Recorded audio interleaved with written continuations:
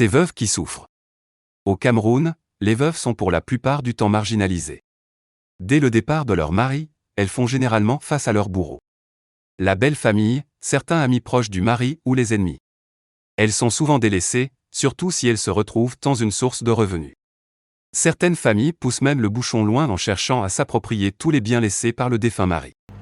Des raisons multiples sont données telles que ce sont les richesses de notre frère, notre fils ou oncle ou bien c'est toi qui as contribué à la mort de ton mari.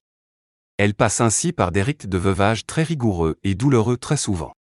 Étant déjà attristées par l'événement de la perte d'un être cher, certaines perdent tout simplement la tête. C'est pendant cette période de douleur et de traumatisme mental et physique qu'il est très courant de se faire arracher tous les documents ou ils sont tout simplement falsifiés. Les enfants du défunt sont même oubliés dans ce processus où la famille ou des tierces personnes veulent avoir raison et s'approprier par la même occasion tous les biens. Les veuves doivent donc passer dans des commissariats, dans les chefferies ou comparaître au tribunal pour les multiples accusations afin de faire valoir leurs droits. Des fois certaines pratiques plus obscures sont pratiquées telles que la sorcellerie ou des menaces de mort si elles ne restituent pas ce que son défunt époux a laissé. Pourquoi nos familles africaines cherchent toujours à tout s'approprier?